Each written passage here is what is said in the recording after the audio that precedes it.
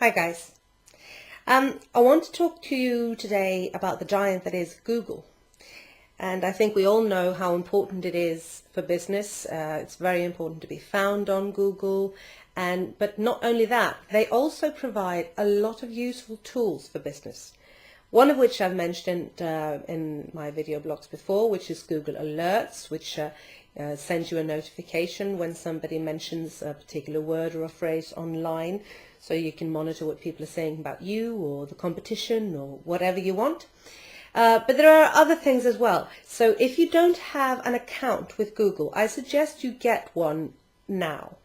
You can just Google accounts, go in there and sign up if you haven't got one already.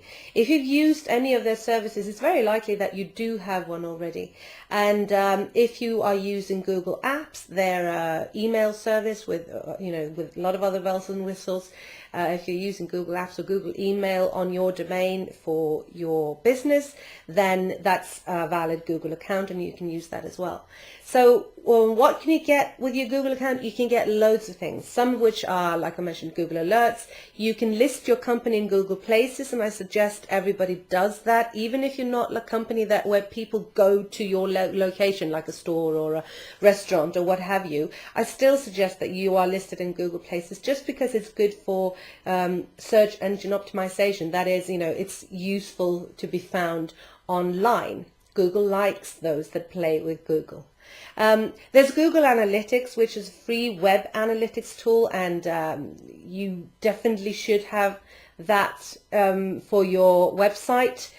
You can get really complicated and fancy reports from it, but you can also get just really straightforward basic stuff that's useful for you, even if you're not going to study up and become an expert on analytics. Just things like how many people are visiting your site, where are they coming from, are they coming directly to the site, or are they being referred from other sites, how much time are they spending on it, which pages are they spending most time, etc. So that's very useful.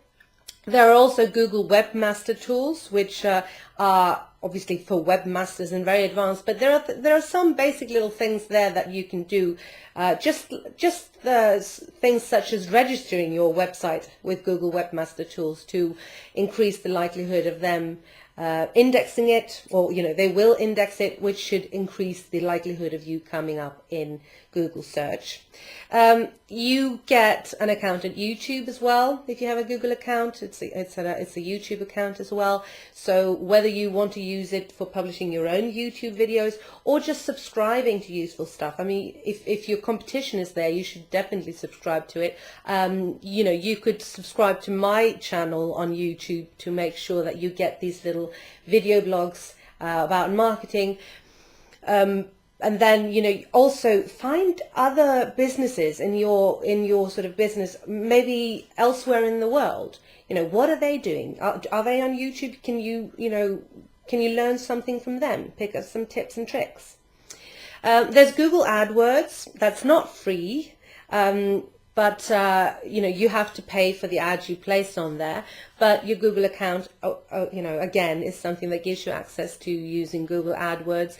And within Google AdWords, you have Google AdWords keyword tool, which is very useful for finding the keywords that people use to search for stuff like yours online.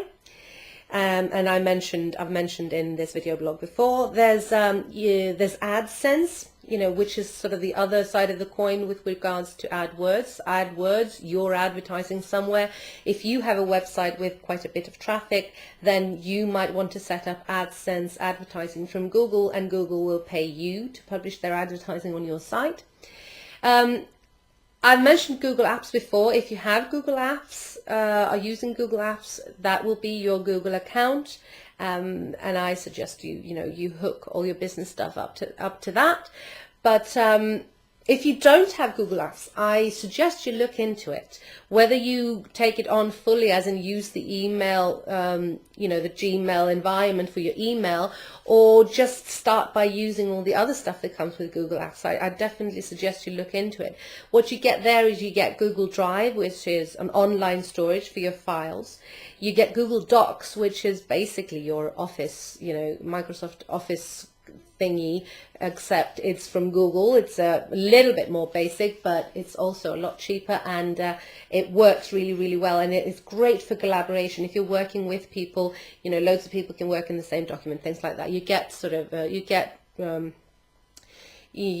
text documents, you get spreadsheets, you get presentations, and you get forms, which are very useful for collecting information, whether you're doing surveys or some kind of registrations and things like that. You'll get an electronic calendar as well, and you get Google Sites, which is brilliant for any kind of project sites or you know, intranets or what have you. So that's all within that service, and I highly recommend that. Then there's Google Plus, which is their new or relatively new social media site. And again, you know, you might feel that not a lot of your customers or potential customers are on Google Plus, or that, you know, that it's not worth it because not a lot of the people that you want to engage with are there.